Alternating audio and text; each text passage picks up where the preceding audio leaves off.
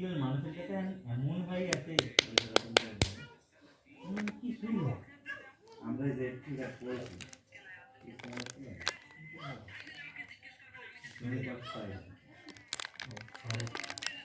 না যখন বিপদে পড়ি আমরা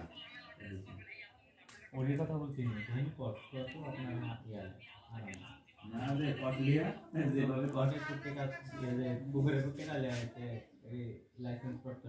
তাহলে আমি লিয়ে আইলাম ওরে কথা বলছি এই